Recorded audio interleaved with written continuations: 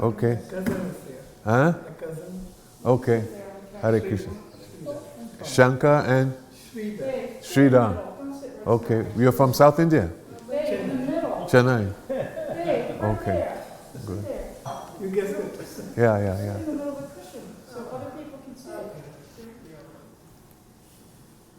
Okay. So, let me see. We have cartels here. And you have Madunga? Okay. You can bring the drum. So before we start, then we'll have some little chanting. Your name is? Gary. Gary and? Stuart. Stuart. Okay. David. David. Okay. He already introduced. Sridhar. Yeah.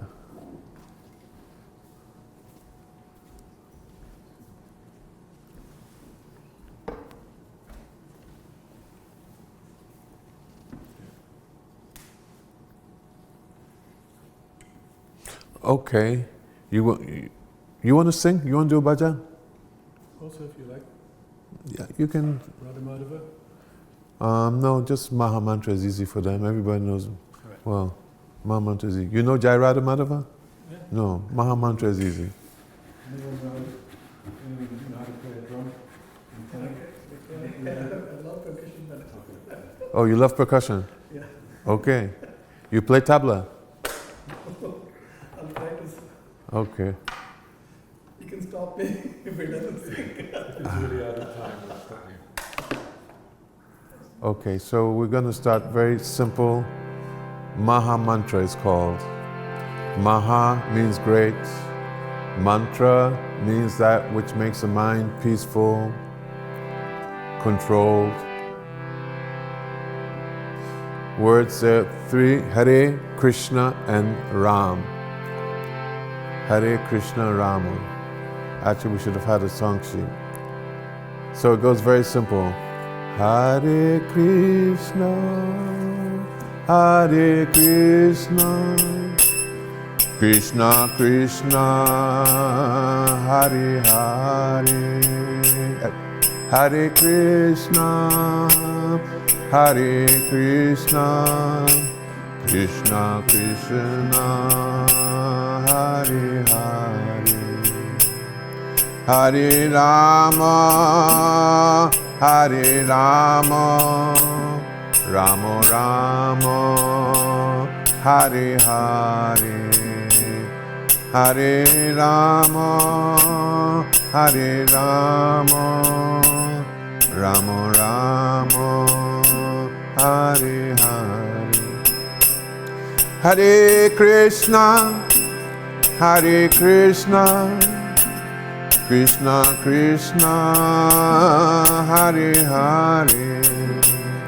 Hare Krishna, Hare Krishna, Krishna Krishna, Hare Hare, Hare Rama, Hare Rama, Rama Rama, Hare Hare, Hare Rama, Hare Rama, Rama Rama, Hare.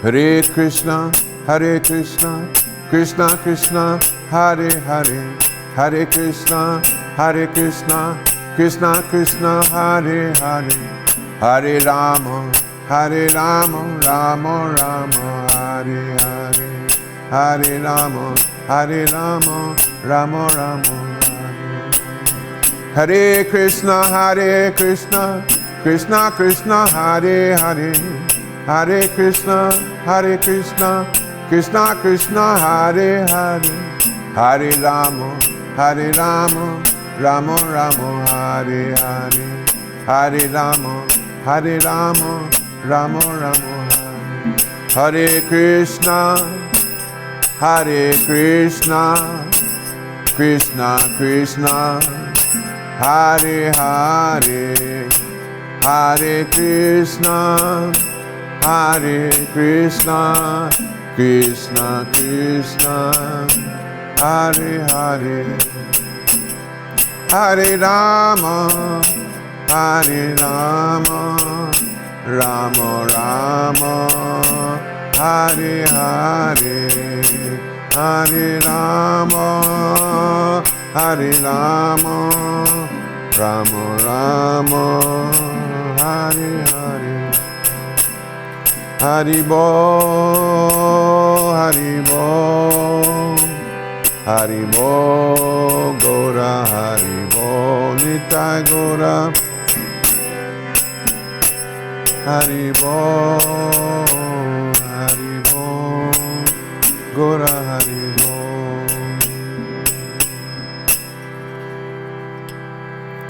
Okay. So, thank you for coming under such conditions, not the best, but you came. Did you come from far? College Park, DC. College Park, you came from far distance? I come from South Capital. From? Capital Street South. Okay. How long it take? He picked me up from college. Greenbelt Metro. Okay. There I took the metro. Okay. I took 40 minutes. All right. And he picked me up from there. Okay. Okay. All right. So today I want to speak.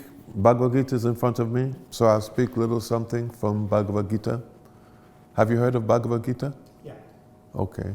Have you heard of Bhagavad Gita? Good. You haven't heard of Bhagavad Gita? I don't think so. Okay. So Bhagavad Gita is a discussion between Krishna here and his friend. This is Krishna and this is Arjuna. So Arjuna had to fight a battle. And on the other side was his grandfather Bhishma, his cousins, Dronacharya, and so many others, friends, his Duryodhana, his cousin, and his guru, Dronacharya. And he was brought in between two armies where he had to fight a battle. And seeing his grandfather, who raised him from the time he was a child, because his father had passed away when he was young. Seeing his guru, his teacher, his cousins, he had his bow in his hand, and his bow started to slip, his hand was sweating, tears started to come from his eyes, and he said, "Oh Govinda," another name for Krishna, "I cannot fight." And then he explained why he would not fight. He explained that, first of all, though he was a warrior, and warriors, they never shirk away in battle, but seeing his family members, his guru, he became very compassionate.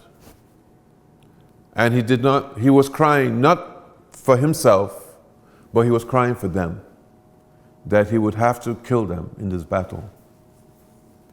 Then he gave another reason, that how would I be able to enjoy? If I kill them, the people that I want to enjoy in life, they'll all be dead. So what's the purpose? And if I lose and I get killed, I'll be dead. Then there's no enjoyment. So it's a lose-lose situation.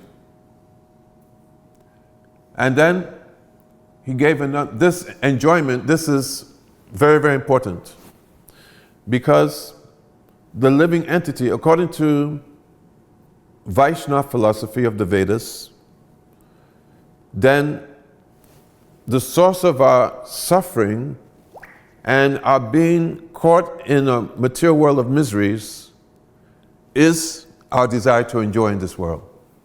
That desire to enjoy is what actually brings suffering. You understand? Our desire to enjoy here is the cause of our suffering. So this is very, very important, which we are going to be covering throughout the talk. Then the third reason he gives, he says, if I kill all these men,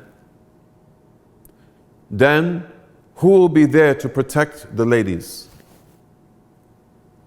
Because in Vedic culture, then the lady, she represents that divine principle and she should always be protected. And if the men, all the men are killed, there will be nobody to protect the ladies. And then unscrupulous people will take advantage.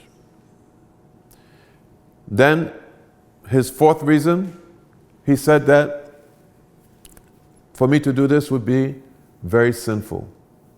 To kill my grandfather, to kill my cousin brothers, to kill my guru. He's looking at Krishna. Can you do this? Can you kill your father? Can you kill your cousins? Can you kill your guru? You're asking me to do this. He said this is highly sinful. And then in the end, he becomes very indecisive. Because he knows that Krishna is not only his friend, but Krishna is the Supreme Personality of Godhead. He's fully aware that Krishna is God. And that being that he's God, then he's the original spiritual master. He's the guru. Gu in Sanskrit means andhakar, darkness. And Ru, prakash rupena, means that person who brings one from darkness to light. Guru. So when one is in front of an enlightened soul, somebody who really is guru, then as a disciple, one has to obey the order of guru. So he understood that he's giving many reasons why he shouldn't fight. And Krishna is his friend. But as well as being his friend, Krishna is God. So then he says, Kapanya dosopahata swabhavaha prichami tvam dhamma samuda chetaha yasresa nishitam bruitam mesisyasteham sadimam tvam prapanam. He says, Kapanya doso, he says, I'm confused. I don't know whether to fight or not to fight. He's crying. Tears are streaming down his eyes, he can hardly see. He said, I'm bewildered. I don't know what to do. So in this state, I am asking you, please, you instruct me. You tell me. I'm surrendering to you. Prapanam means to surrender. And I accept you as guru. Please, you tell me what to do.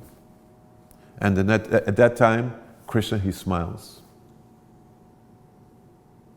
Why do you think Krishna is smiling, Jan? Because he thought he made the right decision to allow the guru to instruct him? Yes, yes. Because they have different relationships. One is their friends and their relatives, Krishna and Arjuna. So they're friends and they usually interact with each other in a very jovial, kind of, intimate way. Intimate.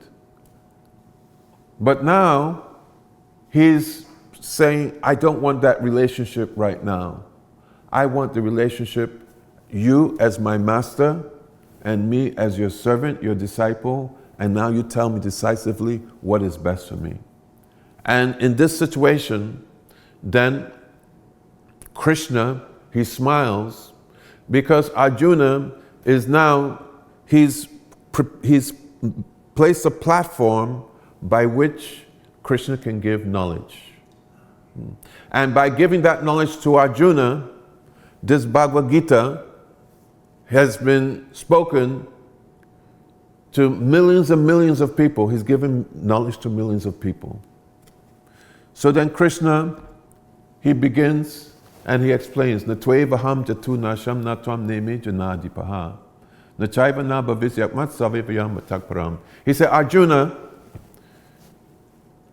you are lamenting for the body, but the soul, you, your grandfather, your guru, everybody has lived in the past. All of us are living now in the present, and the future will continue to live. Dehinosmin yata dehe komaram yovanam jara tata dihantara prapti diras tatra namuyati. That we go through cycles. We're born, we have youth, then we grow up, get married, old age, die, and then take on another body. Explains reincarnation. Then he explains that for the soul, that you're not this physical body, you're the soul. We're not American. You have American passport? Indian passport. Indian passport. We're not Indian. But we're Atma. Atma means the soul. Then he explains, Najayate mriyate va kadachin nayam bhutva bhavita va nabuya.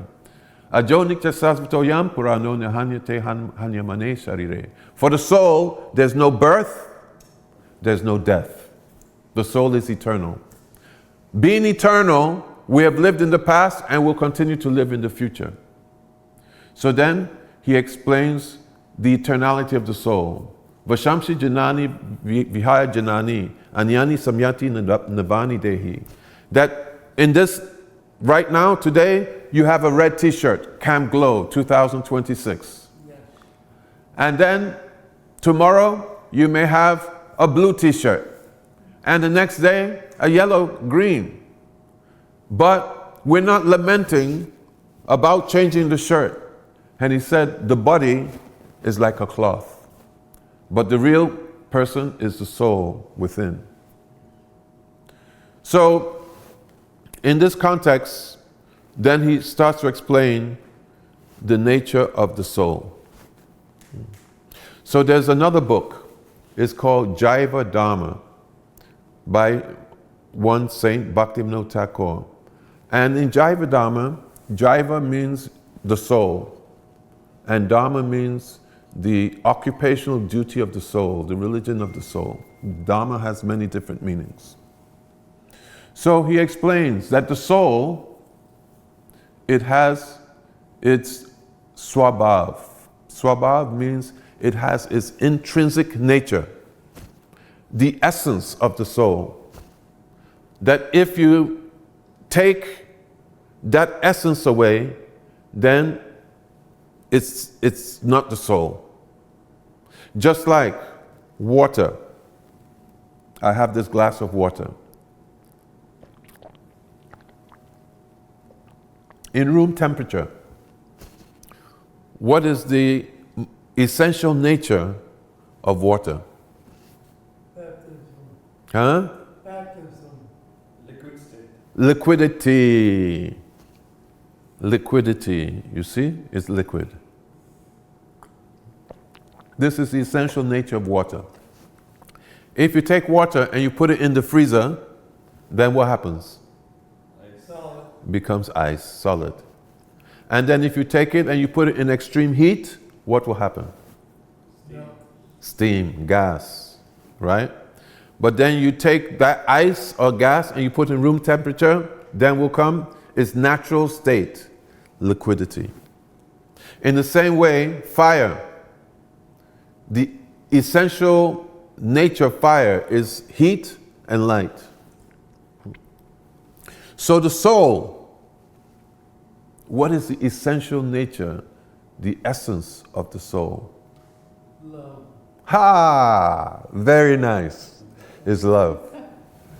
Yes, exactly. The swabhav, the dharma.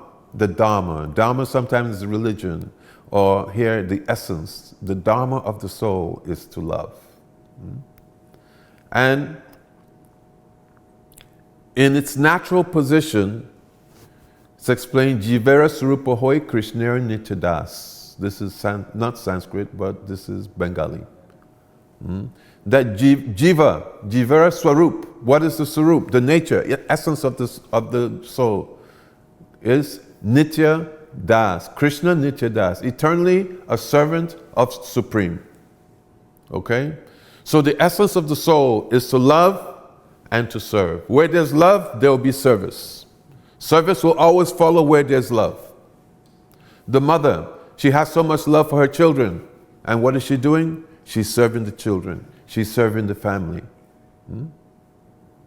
So, that love of the soul in its essential nature is to love the Supreme, to love divinity. But when you take the soul out of its natural environment, which is a spiritual environment, and you bring the soul in the material environment, so just like water turns to ice or turns to gas, so then that loving propensity of the soul to put the divinity in the middle, selfless love, now that becomes reflected, and rather than having love and putting divinity in the center, then the soul puts the body in the center. This is called selfishness as opposed to selflessness. Love is selfless. In the Bible, there's a very nice quotation on what is love. And the essence is that love is selfless. That one does not think about one's own well-being, but one thinks only of the well-being of the beloved. In this case, divinity. So, in the material world, the soul, instead of putting divinity, whether you say Allah, Jehovah, Yahweh, Krishna, Ram, that divinity is one, but appearing in different names. So, instead of putting divinity in the center, the soul in the material world is putting what in the center? What do you think? Shankar, what is the soul putting in the center as the center of love, as the attachment? What do you think? I think the heart. The heart. Yes. The heart of whom? The being. Yes. The soul is putting the physical body in the center. Yes.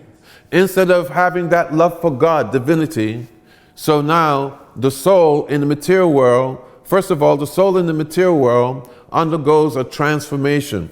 Just like water undergoes a transformation and turns to ice or gas.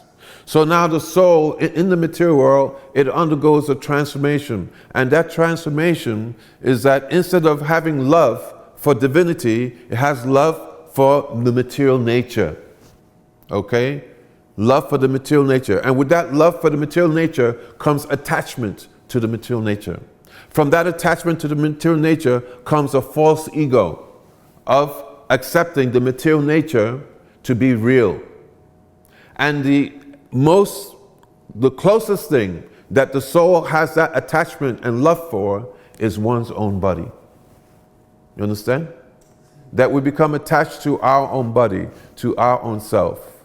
And then there are extensions of the body, means the family, the wife, the children, country, society, humanity, all living entities even.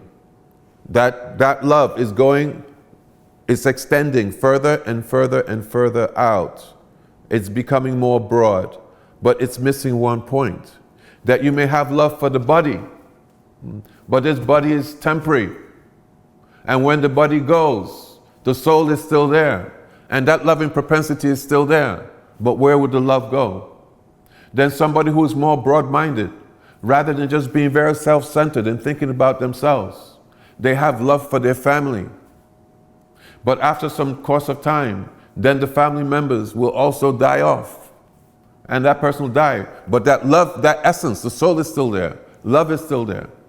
Somebody who's even more broad-minded will have love for humanity and want to see that people live in harmony together, and will be very, very broad-minded to try to reconcile so many different differences and bring harmony. But ultimately in the material world, where the material energy is there, where the qualities of lust, anger, greed, envy are there, then we can never find that perfect harmony.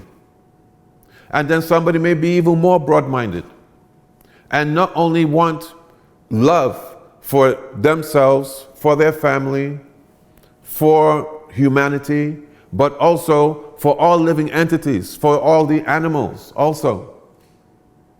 But even that, even though it's more broad-minded, it's compassionate, it's sympathetic, but it's missing one thing. What is that? Putting divinity in the center. So it's not that you give up the loving propensity, but you maintain the loving propensity, but you put divinity in the center, and then automatically your love for all the parts and parcels will be harmonious.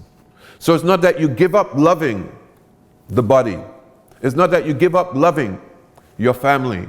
It's not that you give up loving your neighbor. It's not that you give up loving humanity. It's not that you give up loving all living entities, the animals. But you put divinity in the center, and when you put divinity in the center, because all living entities are part and parcel of that one supreme source, then that love to all living entities will go out in a perfect way. Rather, when we take divinity out and then we put these other material objects in, then it's never satisfactory. So to explain this, then I want to tell one story. And I'll ask you some questions. So there was, in India, there's a princess. And she was going in the forest, and it was very hot, like about 115 degrees. Okay? That's hot, right? Very hot. And she walked by a very beautiful pond, very clean, very pristine. There's a place in India called Vrindavan. And there's a pond, it's called Kushum Sarovar. So good, and very, very deep, and very clean. You should go there, Kushum Sarovar. It's by a big mountain, Govardhana Hill. Have you been to Vrindavan? No. Have you heard of Govardhana? You've heard of Govardhana. That Krishna lifted with the pinky of his hand for 7 days. Yes. So she walked by this pond, and she wanted to go and take bath just to cool down. So she had a beautiful silver necklace, sapphire stones, given to her by her father, the king. She took off the necklace and had appropriate clothing, and then went in the pond and she cooled down. When she was swimming, a bird came and swooped down and took the necklace and flew away. She got out and she ran to her father. She said, "Oh Baba, oh Baba, oh Baba," means father. "The necklace is gone. The necklace is gone." Father said, "Don't worry. I'll get you another necklace." She said, "No, I want only that necklace. If I don't get that necklace, then I'll take poison, commit suicide, I'll die." The father was shook, because his wife had already passed away. He had only one child. She was his everything. He put out a proclamation: "Whoever finds this necklace, I'll give half the kingdom." So then, one boy was walking in the forest, and then he saw in the body of water, he saw the necklace. He was, wow, I have half the kingdom. Half the kingdom. And he was thinking, maybe he'll even let me marry the princess. He immediately jumped in the water and went to get the necklace, but all he got was some leaves. He came out, he looked, he saw the necklace again. And then he jumped in again, and he went in. This time, he got a little bit of algae. It was clean water, so not so much. And then when he was doing this, other people came, and they also immediately jumped in to get this necklace, because everybody wanted half the kingdom. There was one very wise man. His name is Narada Muni. Have you heard of Narada Muni? No? Narada Muni. He's a saint. He travels throughout the material and spiritual worlds. So he was coming in Vrindavan. And then he said, "Oh, why are you jumping in the water? Is it a special holy day?" Because on special holy days in India, then they go take bath. Says a special holy day? They said, no. Look, the necklace is there. Whoever gets this necklace will have half the kingdom. Narada Muni said, you're all fools. You're all mudhas. Why they could not get the necklace? Why do you think, Jan? I don't know. Okay, that's honest. It was the reflection, actually it was on the... You think reflection. Why do you think?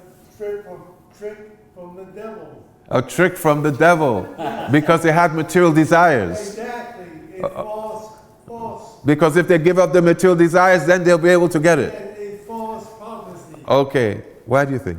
They were delusional. There wasn't. It was an illusion. Yeah. Like this world is the world of Maya, the world of illusion, where everything is temporary and always changing and nothing is constant. Why do you think? Don't know. Why do you think? Why do you think? Yes, very. Huh? It was a reflection. It was reflection. He got it first time. Reflection of what? what? The tree. There was a tree, and the tree had on the branches. So the bird went and put the necklace on the branches of the tree, and it was reflecting in the water. You see. So we're all looking for love and happiness. Everybody's looking for love and happiness. From the highest personalities in the world to the animals, all are looking for love and happiness. But we're looking for love and happiness in this material world, which is a reflection of the real thing, which is the spiritual world. The real love and happiness is there within, with God, not with the external material things of this world, you see? And we keep on searching and searching and searching. And by the agency of illusion called Maya, we never get satisfied and we just become more and more attached to this material world. We want to enjoy, but we're trying to enjoy in this material world. And by our desire to enjoy and our activities to enjoy, we get caught up in karma. Karma means reactive activities. And we have to suffer the results of our karmic activities. So, we started by reading this book, Bhagavad Gita. There's another book from the Vedas, it's called the Srimad Bhagavatam. And the Srimad Bhagavatam describes the absolute truth in 3 phases. Varanti tat tadva viras tatvam agyam advayam brahmeti paramatmeti bhagavan iti shabdyate. That Vadanti means the learned sages, those who have realized the absolute truth. Varanti tat tadva vidas, that the supreme absolute truth can be realized in 3. Let me see, what time is it? 7:30. I started about 7 o'clock? Yeah, it's at least 7 o'clock. Okay, all right. I'll go for 15 minutes more, like that. So, Vadanti tat tadva vidas tatvam agyam advayam. Brahmeti, the first stage of realization, is Brahman effulgence. Brahman effulgence means that the effulgence of light, which is coming from the supreme absolute truth.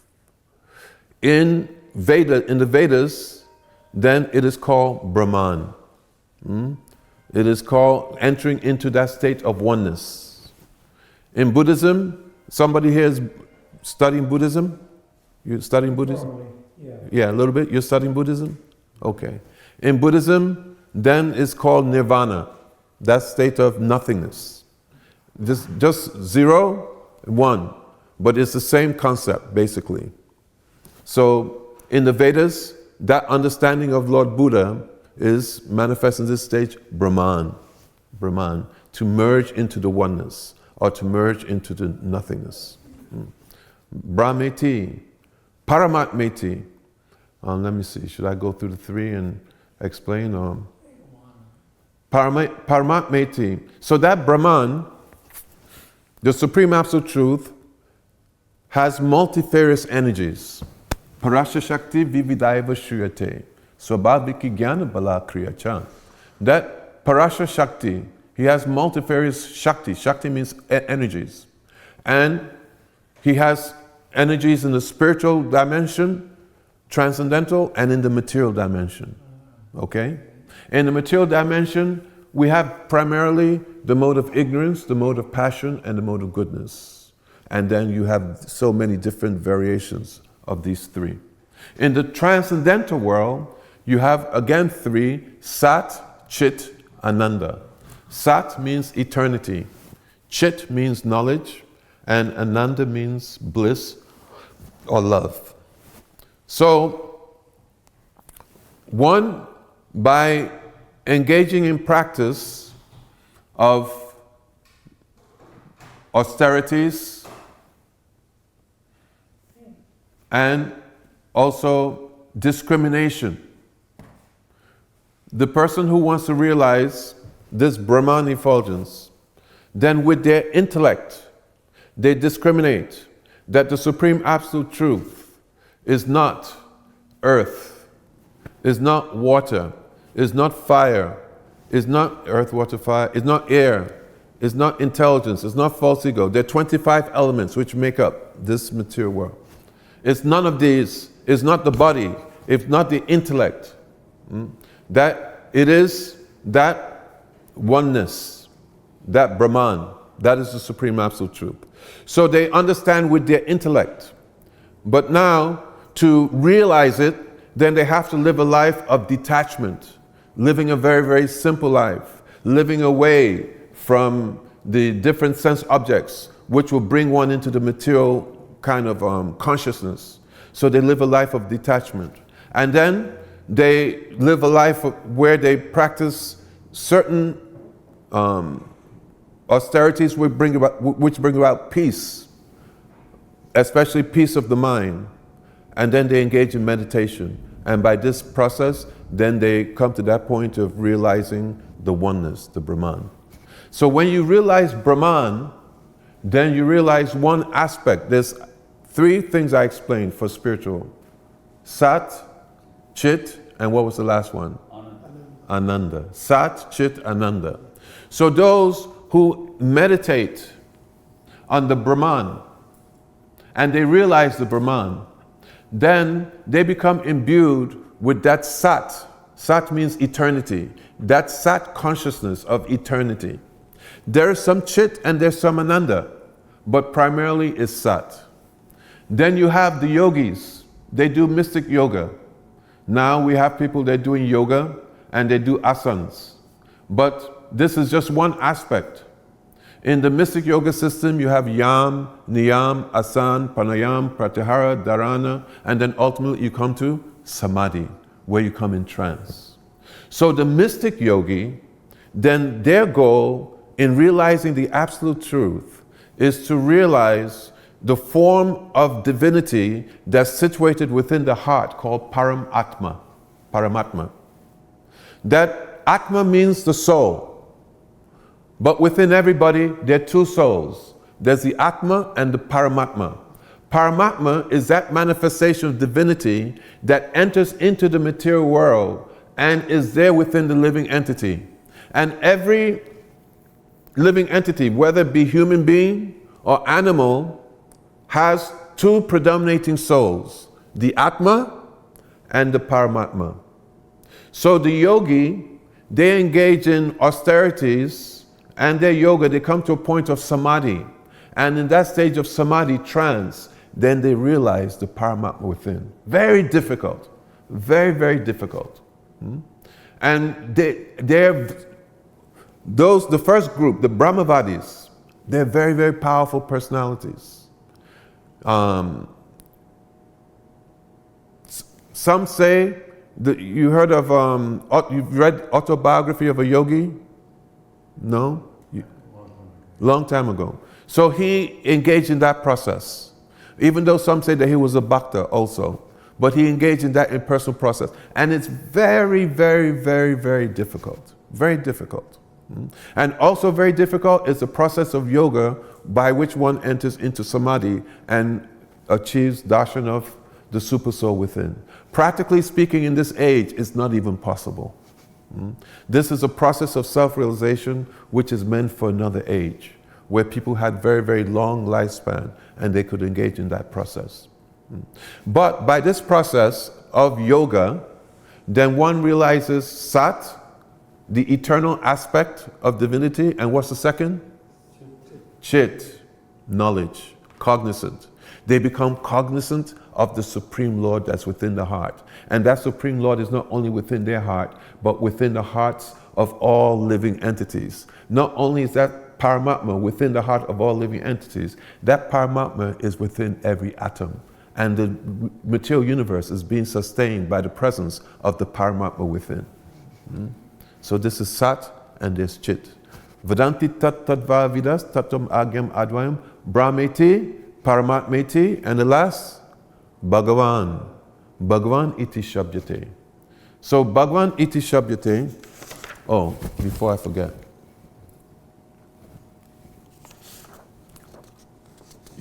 If you can pass these around.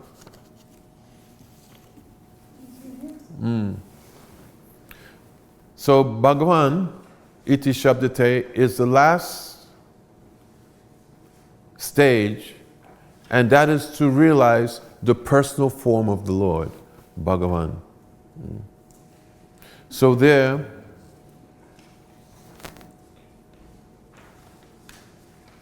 a verse in the Srimad Bhagavatam, Ete Chamcha Kala Krishna, Krishna's to Bhagavan Swayam.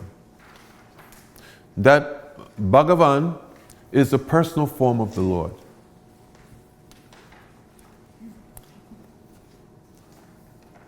It's explained, if I could have made a whole visual presentation for you, it would have been good. But anyway, so this material world has, you don't need to look at that now, it's a song that we're going to sing later on. This material world has 14 different levels. Burlok, Bhuvaha, Swaha, it's going up and up to Satyalok. And then 7 up and 7 down. Beyond this material world, then there's a river called the Viraja River. It divides the material world from the spiritual world. And then in the spiritual world, you have Vaikuntha planets. Just like you have planets within this material world, in the transcendental world, there are Vaikuntha planets. And in each planet, there's a form of divinity of Bhagavan who's predominating.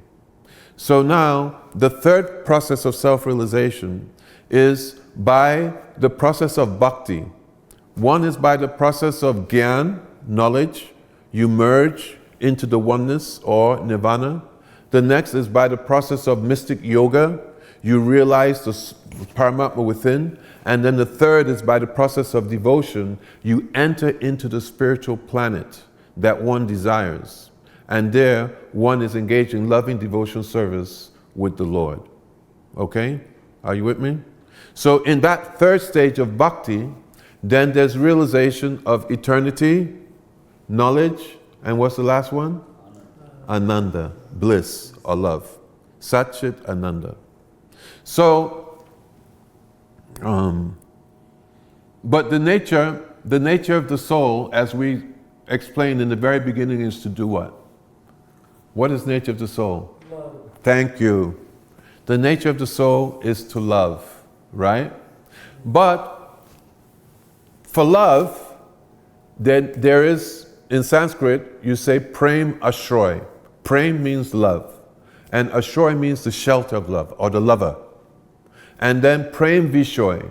Prem vishoy means the object of love, or the beloved. Lover, beloved. Making it very simple. So, in love, then you have the lover, you have the beloved, and you have the process of love. Right? If you don't have the lover, beloved, and the process of love, then you cannot experience the ananda of prem. So, those transcendentalists, and they're very, very powerful persons, impersonal transcendentalists, they're so powerful, who become one with Brahman. And what is that oneness? That oneness is effulgence of light, which is coming from the body of Bhagavan. That is the light that the Brahmavadis, they want to enter. Are you with me? Okay. Yeah, because it's a different concept. Are you with me, Jan? Somewhat. Somewhat, okay. All right, so my success will be that you'll be with me, not somewhat. All right. Sir, Yeah. what is love? Okay, we're going to come to that. Maybe we'll come to that. That's another question. That's maybe the next talk. So, I explained that you have the material world and the spiritual world, right? Okay. So just like on this planet, you have different countries, and then you have presidents or prime ministers, one or two monarchs like that. They're presiding over, okay? Then in this transcendental world, you have transcendental planets. And in each planet, there's a form of divinity called Bhagavan, okay? Bhagavan. In the highest planet in the transcendental world is a place called Goloka Vrindavan. You've heard of Goloka Vrindavan? And there, the form of divinity that's presiding, his name is Krishna. You've heard of Krishna? Okay. So now Krishna, from the effulgence of his body, that effulgence, it permeates throughout the transcendental sky, and it goes into it creates a realm called Brahmajyoti, the light. That light is the goal of those who want to enter into the oneness or into nirvana. You understand? It's the light which is coming from the transcendental body of Bhagavan. And when you enter into that light, then it's explained that the happiness that one achieves in higher planets is thousands of times greater than the happiness that we achieve on this earth. Just like you have some people who have great wealth and they have access to enjoyment more than somebody who lives, let's say, in the ghetto, right? So the heavenly planets, this material world is like a ghetto compared to the heavenly planets, right? And their enjoyment is thousands and thousands of times greater than what we can enjoy. Now, the happiness, Anand, that is experienced by those who enter into the light to become one or enter into nothingness is thousands and thousands of times greater than those on the higher planets, right? But it is predominated with a mood of eternality, that one is just having that eternal. But they're experiencing bliss, so much bliss. But the bliss is experienced mainly in the process of achieving the goal. But when you achieve the goal, there's something different. And I'll explain. It's like sugar is very sweet, right? Yeah? Sugar is sweet, honey is sweet. Can sugar taste its own sweetness? What do you think? What's your name again? Gary. Okay. So Gary, can sugar taste its own sweetness? I would think not. No. Do you think sugar can taste its own sweetness? Do you think sugar can taste? No. No. No. Yes? There's no any clear-cut answer for it. Very clear. Sugar cannot taste its own sweetness. It's very sweet, but it cannot taste its own sweetness. So when you enter into that state of becoming one, even though it's a taste that is a state that is very, very sweet and very relishable, but because you enter into that state of one, you give up your own individuality and you enter into the oneness. And more than that, you give up the ability to engage in relationship with the beloved. You understand? There's lover and there's beloved. But when you're one, there's no more love and beloved. There's no more variety. There's only oneness. When you enter in state of nirvana, nothingness, it is a state that's very, very exalted, but there's not that relationship of lover and beloved. And some people prefer that. They prefer that, actually. So then the next state is Paramatma. In Paramatma realization, then one realizes the Lord within the heart, the yogi. And such person is also very, very exalted, extremely exalted. But they realize the eternality aspect, and what is the next one? Knowledge. Knowledge. They realize that I am eternal. And also they realize that either they will come to a point where they realize that I am part and parcel of the Paramatma, and then they'll engage in service, or they may think that I am that Paramatma, and then they go to the state of oneness. They have the choice to go this way or to go this way. But then the third state, where one enters into the transcendental realm, is called Vaikuntha. And in Vaikuntha, there's Lord Narayan, Lord Ram, even Shivji, he's in Kailash, is Lord Vaikuntha. And there's Krishna in Dwarka, Krishna in Vrindavan. And there, one maintains one's individuality, and one is now able to reciprocate in loving relationship with divinity. So there's a lover, there's the beloved, and there's the process of love. So in each of these schools, there are different processes by which one can achieve the ultimate goal. So now going to the process of bhakti, this song here is called bhajan. Then this explains what is the process of bhakti. Okay, you want to play the drum? Did you play before? Why I didn't even notice it. No, play. No problem. Or he can play. So what I'll do is I'll sing like 4 verses, and then you just keep on playing the drum, I'll keep on playing the kartals, and then I'll explain. Bhaja hure manu Shri Nanda Nandana Abhaya Charanara Vindure Durlabha Manava Janama Satsange Toro E Baba Sindure. Here the author is saying that, oh mind, because the mind is central in yoga practice.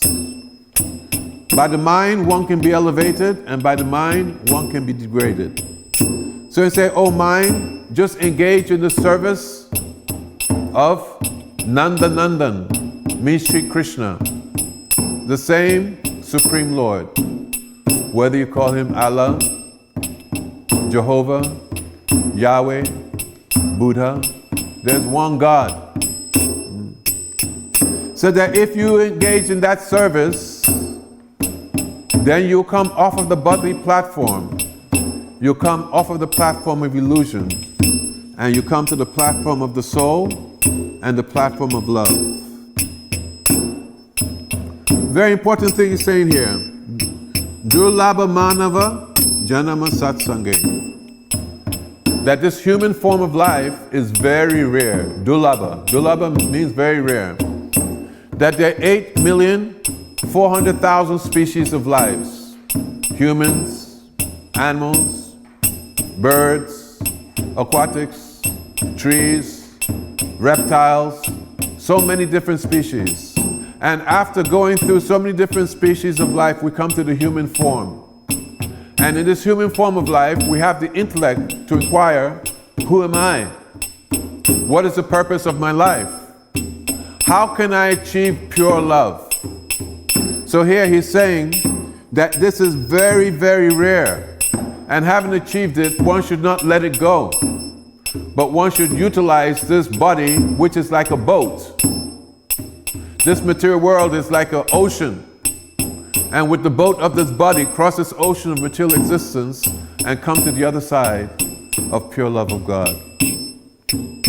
Sita Atapa Bata Barishana Edina Jamini Jagire Bipala Sevinu Kripana Durajana Bipale Sevinu Kripana Durajana Chapala Sukalaba Lagire chapala sukalaba lagire. Saying that when within the womb of the mother, some fortunate souls, it's not saying all that, I'm adding now. Some fortunate souls, we cried out, "Oh Lord, help me. I promise that when I'm born, I will serve you. I'll worship you. I'll devote my life to you." But then when we're born, they slap us on the backside. We're crying, and then we are enveloped in the love and affection of our material family, and then we forget about our real duty in the human form of life, which is to develop pure love of God. In this way, we get caught up in the material body, and when we absorb the material body, then that means coming with it is anxiety. Come with it is stress. Come with it is envy. We go through our school, then we get married, we have a job, and we're working very hard.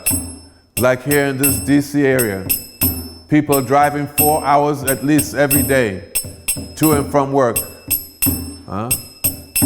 Sitting in one place, undergoing such hardships. So it says, in day and night, one remains sleepless. And then when you go home, then you have to take a pill to sleep. Or nowadays, people take gummies, right? My friend told me that. So at the end of the day, I just take my gummy and then I go to sleep. He said, but in this material world, people, they're suffering.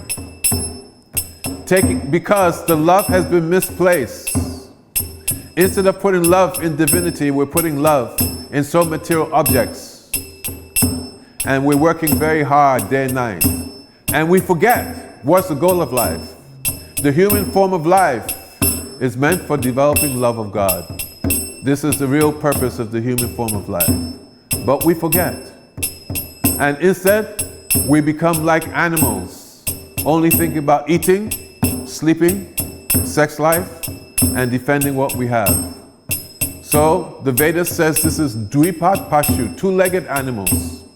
Animals running on 4 legs or more. But now, human society is very advanced in modern technology. But because the intelligence is based on just eating, sleeping, mating, and defending, with all that technology, we're just two-legged animals. Instead of running on 4 legs, we're running on 4 wheels. Running here and there. Edana, Yobana, Putra Parijana, Itike Achipara, Titire. Kamala Dala Jala, Jivana Tala Mala. Kamala Dala Jala, Jivana Tala Mala. Bajahu Haripada Nitire. Bajahu Haripada Nitire. So everybody wants to be happy, right? But we see here in DC area, you have the military industrial complex. And feeding off the military industrial complex is the pharmaceutical industry, giving us so many drugs. But we want to be happy. But now, we have to take so many drugs just to survive. And we're not happy. You take a drug to get up. You take a drug to go to sleep. You take a drug to keep on walking. So it says, what assurance is there of real happiness in this world? That you work very hard, and then the wealth, it can be gone. They're predicting another stock market crash. Somebody has so much wealth, next minute it's gone. Our youthfulness definitely will be gone. We remember the good old days when we're in our teens and our 20s, but they're gone. The reality, we're in the good old days, with the good old days. That's the reality. Huh? The good young days are gone. The good old days, they soon will be gone. This is sure. So it says, what assurance have we got of real happiness, our wealth, our youthfulness, our children, family members, that life is tottering like a drop of water that's on a leaf. A drop of water on a leaf is very precarious. At any minute, it will just fall off. And so is our life. One thing is sure: birth, death, old age, and disease. So he's saying that while we have this human form of life, utilize it for what it's meant for, which is to develop love for the supreme absolute truth. Shravana, Kirtana, Smarana, Vandana, Pada Sevana, Dasyare, Pujana, Saki Jana, Atmani Vedana, Pujana, Saki Jana, Atmani Vedana, Govinda Das Abhilasore, Govinda Das Abhilasore. So here the author, his name is Govinda Das, servant of Govinda. He's saying, may I be so fortunate to fulfill my life by hearing about the Supreme. Labha sudulabam idam bahu sambhavante manusyam atadam anityam apihadira. That after many, many births, we get the human form of life, the soul, the Atma. Labha sudulabam idam bahu manusyam atadam. That this human life is artha, is very valuable, but it is anitya. Anitya means it's temporary. At any minute, we'll go. One thing is sure, we'll go. Says so, one who is intelligent, they utilize this human form of life for developing pure love for Supreme. This is the nature of the soul. We started to talking about what is the nature of the soul. And your brother, this is your brother, he rightfully said, the nature of the soul is to love. This is the purpose. But we become so much removed from that. Even modern education, it's given us so much material knowledge, but it's removing us from loving. The different material amenities that we have. You come from India, very simple life. And you come here, and there's material advancement, but where's the love? Where is the love? You heard that song? Yeah. Where is the love? Where is the love? It's missing. It's missing. The love is missing. So, saying that we should take to the path of bhakti, of devotion. Bhakti means love. Take to the path of love. And how is it done? He explains. First, you hear. Like now you're coming, you're hearing. We have options. We have material options to enjoy in this material world. But if you enjoy in this material world, ultimately it only ends in suffering. For a little bit of happiness, but for a lot of suffering. This is the nature of material world. Everybody, from Trump down to the insect, everybody is the same. He's suffering. He's suffering greatly. But he's thinking that he's trying to be happy to control. But he's suffering greatly. The guy's suffering. He just don't want to admit. But he knows when he goes to bed at night, I'm suffering. I am suffering. I'm not a politician. I'm not Democrat or Republican, nothing like that. But whether it would be a Democrat or Republican, it would be the same thing when they're engaged in this material life. So it said, and then you have another option, that you can go to merge into the Brahman. And that merging is an exalted position. But with that, you do not have the ability to have that relationship with divinity of loving. Because you become one, you become nothing, right? You understand? In that state of nothingness, then that nature of the soul is put into a dormant state for that period of time. And it could be eternity. Actually, it could be eternity. But some people prefer that. Or you can engage in the process of yoga, not just going to the yoga studio for asanas. You go to yoga studio? Yeah. But to go deeper into the process of yoga, to realize the Lord within. He's following everything, actually. To realize the Lord within, Paramatma. And then by realizing Paramatma, then one has a choice. Will I serve or will I merge? You understand? And then the third is a path of bhakti, where from the beginning you start to develop the mood of devotion. It is not pure in the beginning stage. It is like a training.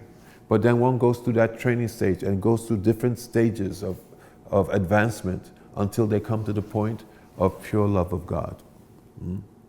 So, in the Vedas, then it's explained, the Vedas were written by a personality, his name was Vedavyas. And Vedavyas, he wrote so many scriptures. This is 5,000 years ago. You haven't been to India, no? In India, you have the Himalayan mountains. And up in the Himalayan mountain range, there's a place called Badrik Ashram. This is where he resides. He's still there, actually, in a place called Shomyaprash Ashram.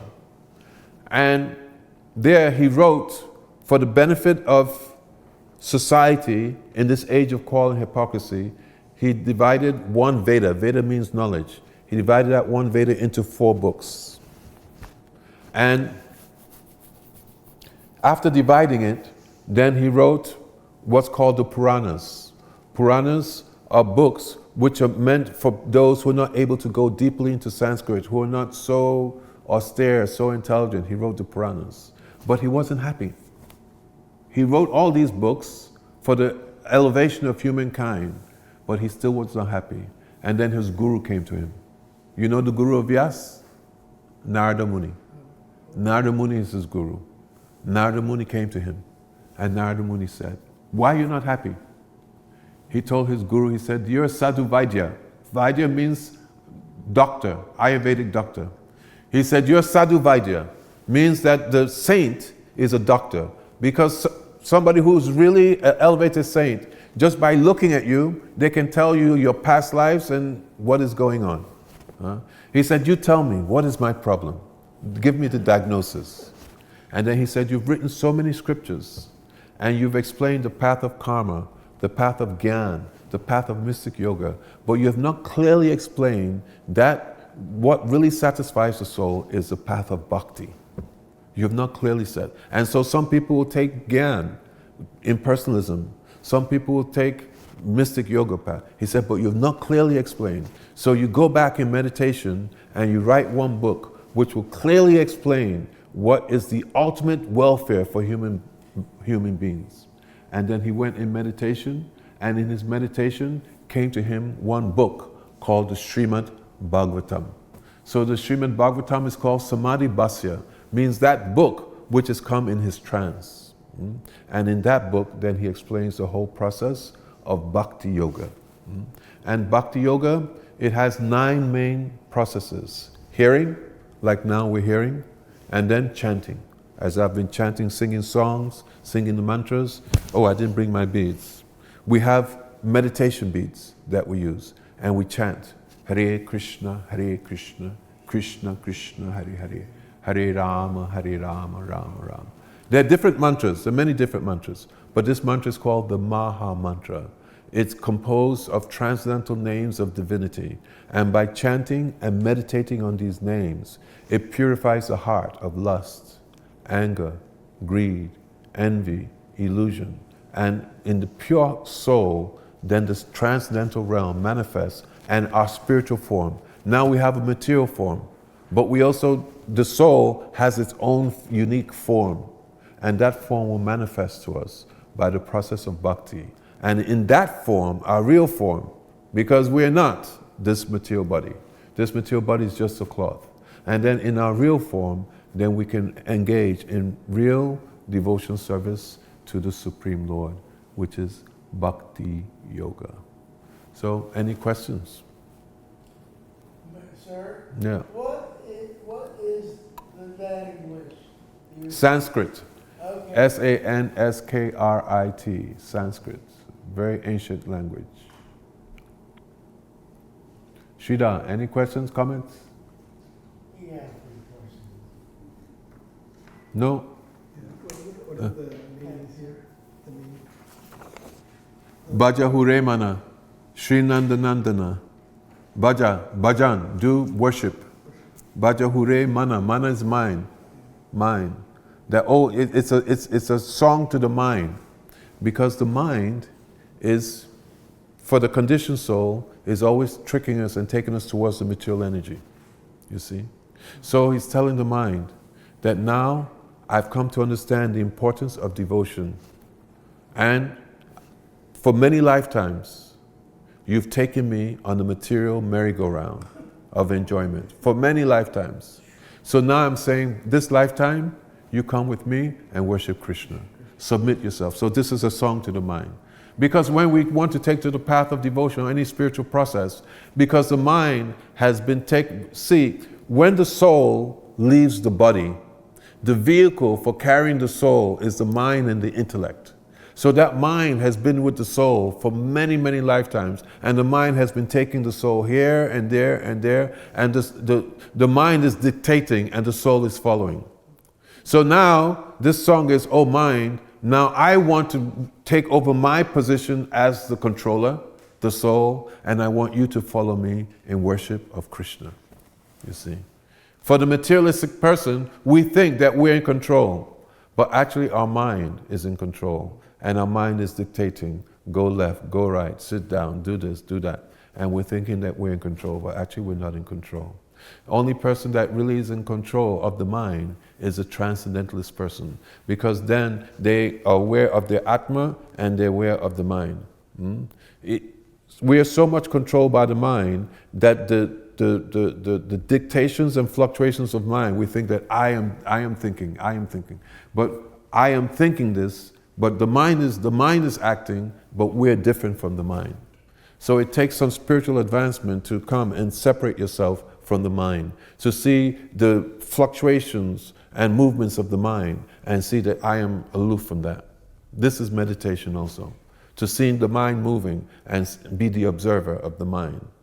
But more than that is to control the mind and take the mind where you want to go. And none of us here will live long enough to merge with the divine. Huh? None of us will live long enough to let completely go To merge. and merge with That the process is a very long process. Brahmano hi pratisth, what's the verse? In this book, Krishna, he asked in the 12th chapter, Arjuna, he asked in the 12th chapter, because Krishna has explained the process of impersonal merging, and he's explained the process of devotion. He explained both. So then,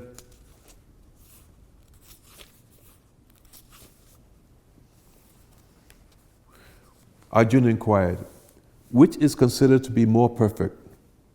Those who engage in your devotion service, or those who merge into the impersonal? This is a question. So which is perfect? So then, let me get to the gist of his answer. In the 5th verse, he says, for those whose minds are attached to the impersonal feature, advancement is very troublesome. It's a difficult path. It's actually meant for different age where people live for thousands of years, and they would engage in that process for thousands of years. So to your point, in this life, we don't have enough years to complete it. Somebody like Paramahamsa, because he was already so advanced coming from previous life, then it appears that he did it in one life. But actually he had, for many, many lives, he had been practicing. So to make progress in this discipline means the path of impersonalism, or to become void, he said, it's always difficult for those who are embodied. Because we're embodied, we're identifying with the body, Then now to negate, I am not this, I'm not that, I'm not this, true. And especially in this society with so much material sound vibration, which is there, is very difficult. The yogis and the impersonalists, they will go into forests, into a hermitage, away from everybody, where they won't interact with people, and in this way their minds would be peaceful and they'd live like that. In this circumstance, it's impossible, actually. So did Buddha merge with the mind? Jesus? There are two Buddhas. One Buddha was actually a manifestation of Krishna. And then there's another Buddha who practiced. And of course, Buddha, he achieved his perfection. Definitely. Definitely. But for us, who are embodied beings in this world, then to achieve that kind of perfection is very, very difficult. Many lifetimes, many lifetimes it takes. There are a few that probably get close now. They get close because they were close from previous life. In the Buddhist practice, as you achieve enlightenment, you break the cycle of birth and death. Yeah. Is that the result you're discussing here also? At some point you stop the cycle of birth and death? Yeah, exactly. It's the same principles. It's the same principles. Have anybody That- achieved that point? Have anybody achieved Good that question. Many people. In Bhagavad Gita, Krishna, he says, to your point, in the 4th chapter, in the 9th verse, he says, Janma Karma Chamam Eva 4:9. Janma Karma Chamam Divyam Evam Yo Veti Tatvataha Tyakva Deham Punah Janma Naitimam Iti Sorijam. Says one who knows Janma Karma Chame Divyam. One who knows that Bhagavan, the Supreme, is transcendental. And that Supreme Bhagavan from the transcendental world, divinity, comes into this world and acts like a human being. That's Krishna, 5,000 years ago, right? But he's not material, but he's acting like a material being. So one who has devotion for that Krishna, who appears to be material but is transcendental, and who understands that his janma, his birth, is not material, it's transcendental. His karma, his activities, is not material, it's transcendental. One who realizes it from the core of their heart, janma karma chame divyam, evam yo veti tattva chakra punha, that person, they break the cycle of birth and death. And upon leaving the body, then they go to that transcendental abode and they don't come back anymore. You see? So it's the same for the impersonalists and the yogis and the devotees. It's just that they have different parts of the same destination. The example is given that you have the sun, and then you have the rays which are emanating from the sun. One person, their destination is to enter with those rays. Then you have the sun globe. Another person, their destination is to achieve the sun globe. And then you have those who enter into the sun globe. And they realize that in the sun, there are personalities who are living there. But their bodies are made out of fire. Okay? There's individuality, there's variety in the sun globe. The name of the sun god, the deity, his name is Vivashvan. And he has his chariot and he's traversing. So those who enter in there, then they understand that there's individuality, there's relationships, there's love, etc., etc. Another example is, let's say, the British. They build railroad tracks in India. Okay, India, Africa, whatever. And then the villager, they're looking and they're wondering, what are these railroad tracks? What's this all about? And then one day, they see, coming on the railroad tracks, they see a light. And then one of the villagers runs back to the village and says, I know what it is that's on those things.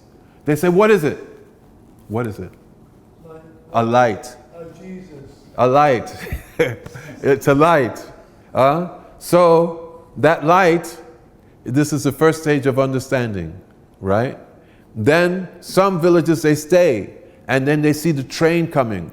And then they run back to the village and say that, oh, no, it's not just a light. There's a body, metal big body with different parts to it, right? And then this is the second stage, realizing the Paramatma. And then some villages stay, and that train comes and it stops, and they see that there's a train conductor and there are people within the train, and say, oh, there are people in there, they're individuals, blah, blah, blah, blah, blah, and they have different body, and they have different shade, like that. So then this is the third stage. So it's the same thing, but they're different stages of realization of the same object, the same supreme absolute truth, basically. So when one becomes perfect in their discipline, then they break the cycle of birth and death. Yeah. As you achieve oneness, you necessarily have to sort of give up the self and individuality, right? Yes, because you merge into the oneness. That's right. That's one. So that one, is that everything, everybody, or is that just the ones that have made it that far? So they're like many levels above everybody around us in this world that we're familiar with. I don't understand. When you achieve that stage of oneness, there's a lot of bad people out there I don't particularly want to be one with. So if I achieve this, bad people don't enter there. That's not No, because the whole point is that to achieve that state, then you have to be completely pure. Okay. Yeah? These persons, they're called Maha-Bhagavats. You have Maha-Bhagavats on the impersonal path, and you have Maha-Bhagavats on the personal path. And Maha means great, and Maha means somebody who's greatly devoted themselves to the path of spirituality. Okay? They're pure. It's just that they're looking at that same absolute truth from different perspectives. But they're completely pure. There's no, the visa to enter into that realm is you have to be pure. You have to be free from envy, lust, anger, greed, all of these things. Yeah. No way. There's an automatic visa. You don't want to be one with all those other people. No, because as long as we still have these material desires, then we have to take birth. Because we have these material desires. Right? For the Buddhists, what is it? Desire is the thing that you want to give up. Right? Yeah. So for the devotee, we want to give up material desire, but we have desire to serve. And your goal is to give up goals. You don't want to have goals anymore. No more material goals. You see? But in the spiritual realm, then you have your spiritual goals, which is to love. How can I give pleasure to the Supreme? You see?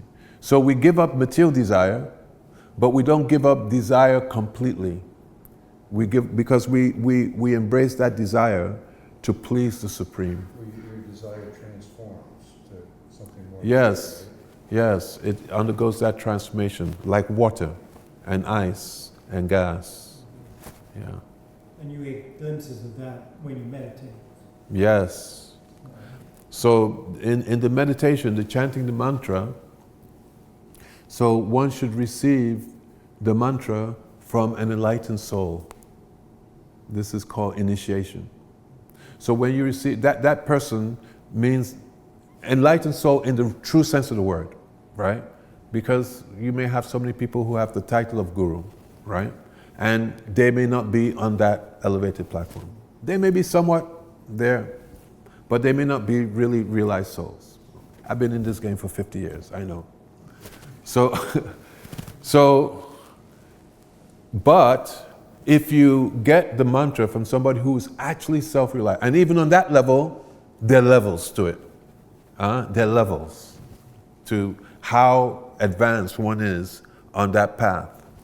And you get the mantra from somebody who is very self-realized, then even in this state, when you chant, then you undergo transformation, that tears, falling on the ground, laughing, and at some point you may even get some realization of the spiritual world.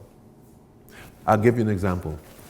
My spiritual master, his name is Srila Govardhana Maharaj from Orissa in Bhubaneswar. Very, very exalted disciple of Bhaktivedanta Swami Prabhupada, the person who brought Krishna consciousness around the world. So my spiritual master had that's his spiritual master we got initiation from. But you can also have people who instruct you. They're called instructing spiritual masters. So he had an instructing spiritual master. And one day, this old Indian man came to the temple in Orissa, that's in India, and so many Western devotees were there, and they're wondering, who is this old man coming in crooked on a cane, and then on the other hand, somebody's going.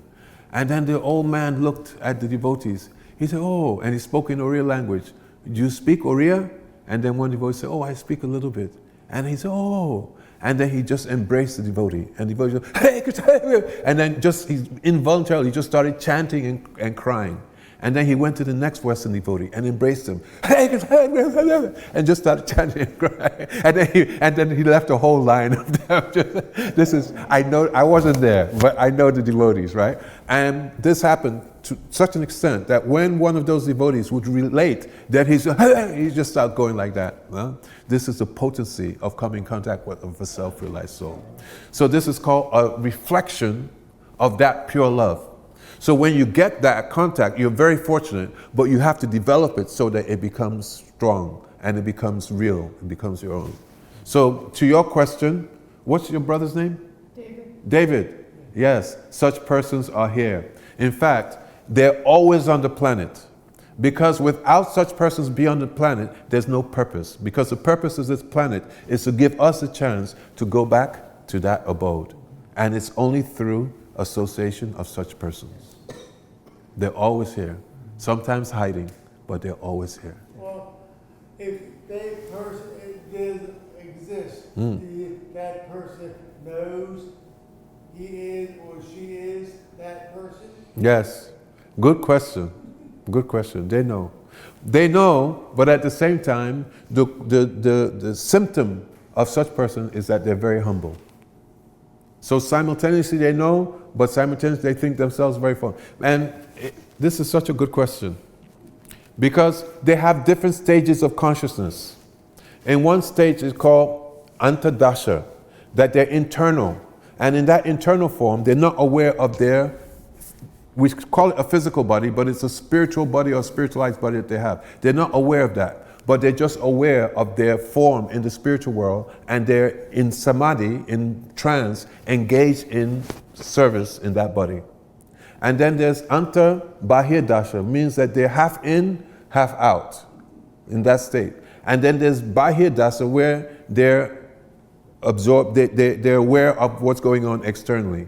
And in that state, then they're very, very humble. Very, very humble. Right out. Good question. He's asking good questions. They're humble because they had to let go of their ego. Huh? Right? No. They're humble because they've let go. They don't have any false ego. No. They don't have false ego. But they also have that because they have pure love. I'm talking about those on the path of bhakti.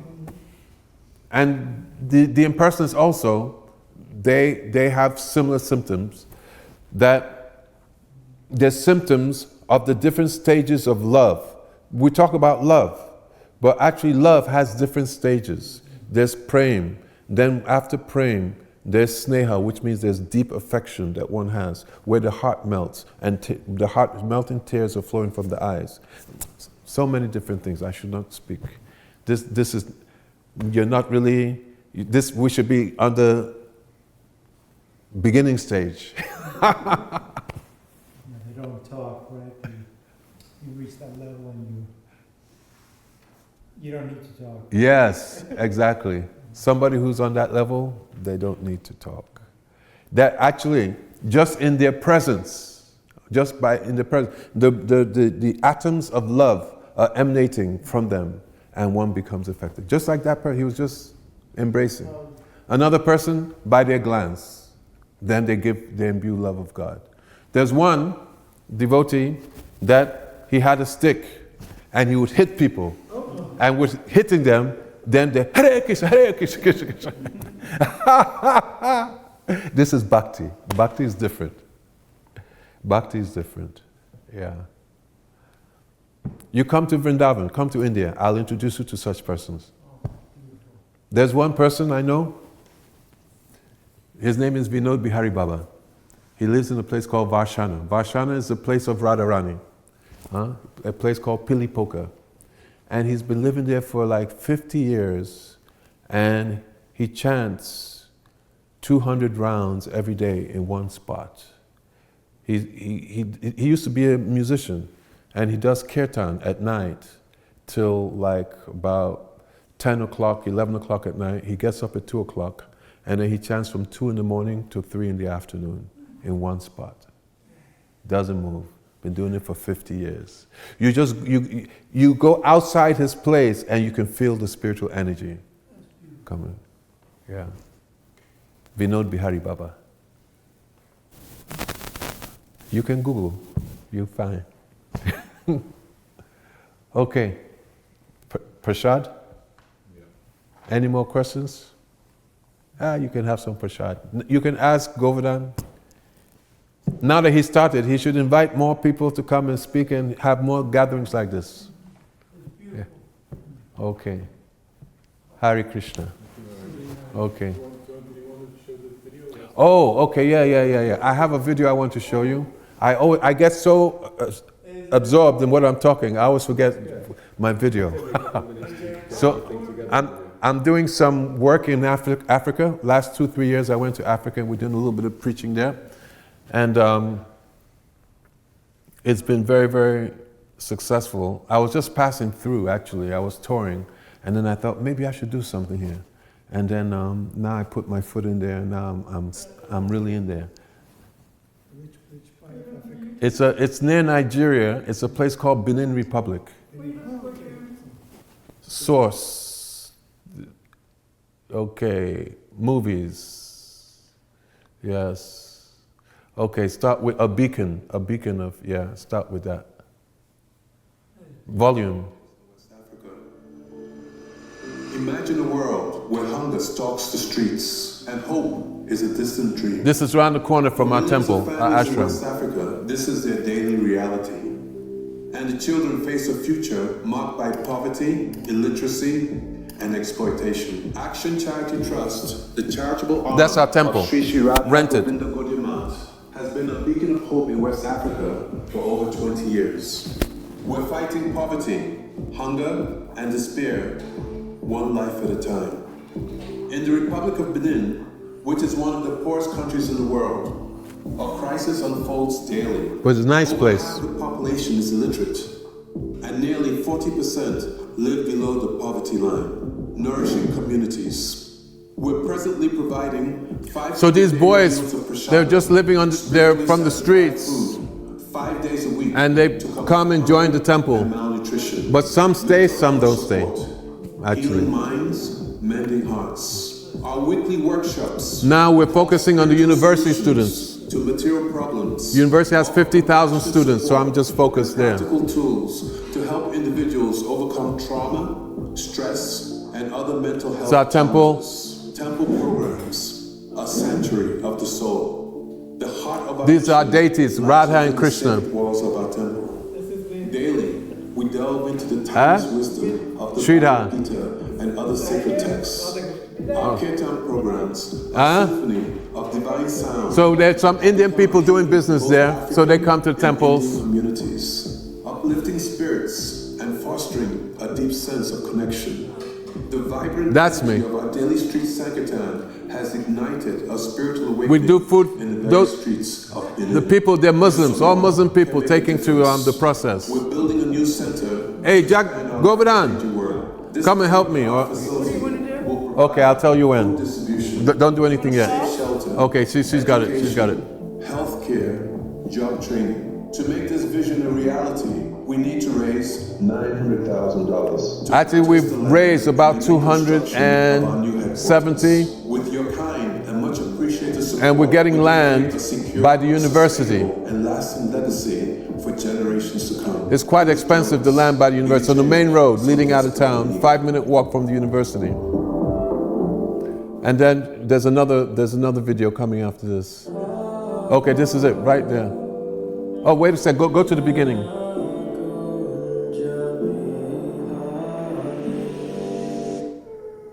Yeah, go, take it back. Yeah. There you go. Okay. Okay, you can start it now. Okay. So, I've got an architect, and somebody did this with 3D. This building doesn't exist yet? Doesn't exist yet. This is the concept. Radha Krishna. Down, this is the food, prasadam hall, kitchen. Actually, the building, conference hall, the building is really just like rectangle square with trimmings. So it looks really fancy, but it's not necessarily so expensive to do.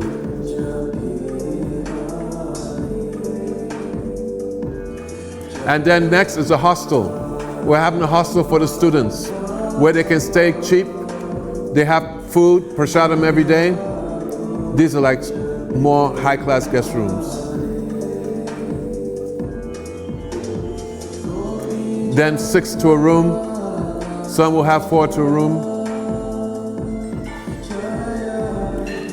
The boutique will be smaller than this. It'll be half the size, actually. And they are building up there, little cafe.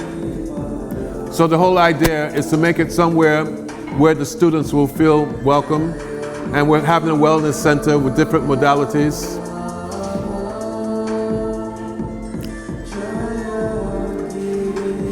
And right now we do prasadam, food distribution, 5 days a week to the poor.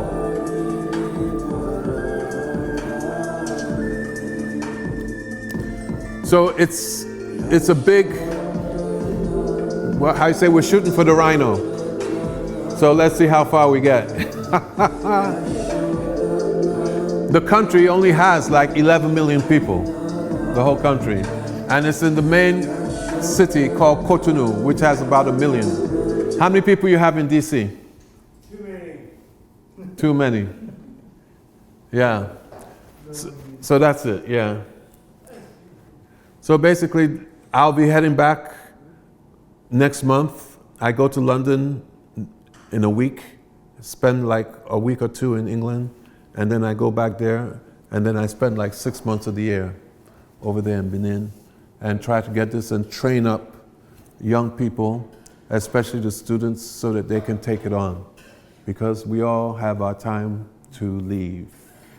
So you said your father was born My father's from Nigeria. surrounding country, Yeah, my father's from Nigeria. Nigeria, which is Yeah, right next to. Nigeria's right. Yeah, because I basically what happened, You were born in New York. I was born in New York, and I was staying with my mother in Florida. My mother's from South America. And so when she passed away a few years ago, then I went and I did a memorial for her in the village, because she lived in the village in Nigeria for 40 years. And then I thought I would travel by land from Nigeria to Ghana. So there's Nigeria, there's Benin, Togo, and Ghana. And I got only to as far as Benin, and I thought, God, this is a nice place. I wonder if I could do something here.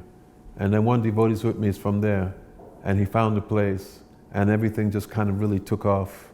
And then those deities of Radha Krishna, they were in Nigeria being worshipped for 30 years before the temple closed down. And then somebody asked me to take the deities. So now I got this project going. So my whole meditation is to train people so they can carry it on. Like that. Okay. That's it. Huh? Yeah. I mean, the thing is, sometimes I wonder, what have you done? What have you got yourself into? But devotees say, you're doing great. Keep on going. You're doing great. So, okay. They're happy? All right. I'll do it. Krishna's executed. Yeah. So, Bhagwan Icha, Bhagwan's will. Yes. Okay, we finished? Hare Krishna. Okay. All right. It's a strange question. What role, if any, do animals have in the Bhagavad Gita and all the spirituality? Animals actually, I'm not a real devotee, Yeah. right? But for a real devotee, then they will not even kill a mosquito. Not even a mosquito. You're not a real devotee. I'm not a real devotee Why do you say because I will kill a mosquito. So I know who I am and what's my level. So Yeah. But it is ahimsa to the highest degree. There's one devotee who he had some sores on his body, and he would let the insects go and eat off and not disturb them. A real devotee, even today, right? You go to Vrindavan, and then you have like mice running around. Sure. It's their home. You respect their home. You leave them. You might catch them with a trap that doesn't kill, and then take them out. But even today, amongst people like me, Yeah. right, we never kill. The animals themselves, do you think they can provide spiritual guidance? Especially when an animal is intelligent or has certain spiritual No, guidance? generally speaking, there's always exceptions to the rule, right? But generally speaking, the human form of life is that life where one is able to really understand who am I, Atato Brahma Gigyasa, ask questions about spirituality. The animals, they don't have that capacity, generally speaking. No. But you could be reincarnated into an animal. Yeah, but when a human takes the body of an animal, then it means that that human has performed such activities to such a degree of depravity that they may be big president or this or that, but next life they take birth as an animal. One astrologer said there was a President Nero, India, that he took birth as a Cocker Spaniel in Switzerland, right? I should not name. I personally believe that there are certain animals, dolphins being one of them, that have a certain sensory capacity. Of course. And Of course. consciousness. Of course. Which is different than ours. Definitely. I mean, they're in tune with nature much more than we are. But in terms of inquiring about the absolute truth, that's another thing. In terms of being in tune with nature, totally. Totally.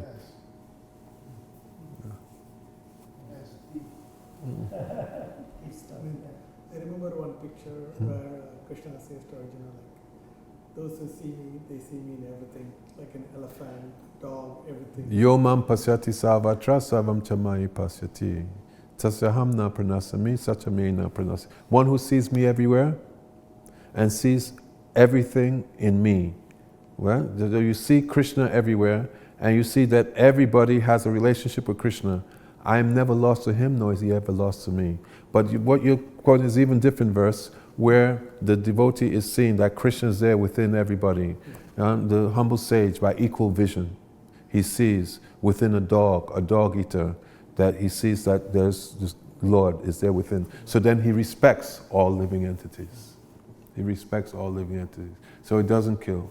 So a real devotee doesn't kill. And that's why you see even remnants of that mentality is there amongst Hindus. They tend to be more peaceful like this. If they're still in touch with the tradition, right? So in the villages, holy villages, where they're in touch, then they don't kill. Everybody is part of the family. Everybody's part of the village. The dogs, the cats, especially the cows, the mosquitoes, everybody. Nobody is touched. Yeah. Even today, it's like that. Even today. In the temples, you'll see mice running up on the altar and going and eating the flower garland offered the Lord. And you just shoot, but no more than that. Yeah. And I believe that. I think animal, like, I know people that see a wasp and they run away and they just kind of... Yeah. But the animals sense your peace. Insects sense your peace. And they don't... Exactly. Like those sages on the impersonal path, there's stories of them that they had achieved such a stage of elevated consciousness that even when wild animals would come, that they were so peaceful, and that peacefulness which was exuding from them would immediately transfer to the animals, and the animals would just become completely calm. Many pastimes like that. There's one devotee, his name was Haridas Thakur. He lived in a cave, and in the cave was a venomous snake, and the snake had a smell, and people were coming to see this saint, but they were afraid because of the snake and the smell. So then he thought that, okay, I will leave. He was not bothered by the snake. Some of them would have snakes come on their bodies, and they say, oh, this is Anantashesh, a form of the Lord. So he decided that he would leave the cave because people were afraid. And as soon as that entered his heart, the same Lord that's within his heart is in the heart of the snake, and that Lord inspired the snake to go, so that it can be like that. So this is the elevated person, then they're at peace with themselves and they're at peace with everybody, and everybody's at peace with them. Yes. Love our neighbor. Love God with all your heart, all your might, all your soul, and love your neighbor as you love yourself. Jesus Christ, he taught bhakti. Jesus Christ, he taught bhakti yoga. But he taught bhakti yoga in a way which would spread to the masses in a very simple way that was understandable. So we have one of our scriptures. I explained that the Puranas which were written is called the Bhavishya Purana, and it describes Jesus Christ, his coming, and that he'd come, who his mother would be, what his activities would be, and that he would preach. And this was written 5,000 years ago. Bhavishya Purana is that book which predicts the future, actually. Yeah. Okay, this has bothered me for a long time. Jesus says, love thy neighbor when love thy thyself. What if the person I'm talking about hates the person? What if I hate me? What if you hate yourself? Yes. Love your neighbor as you love yourself. Exactly. What if I hate myself? Yeah, but he doesn't say hate your neighbor as you hate yourself. Yeah. He says love because you don't even know who you really are. You're acting on the platform of the body and the mind, which has so many material desires. But when you come to the platform of the soul, that is a platform of love. And on that platform, we should love our neighbor. Many platforms. Mm. Okay, Prashad. Good questions. You can read minds and ask the question. Yeah. Thank you very much. Everybody, let's have some tea. Yeah. Okay. Hare Krishna.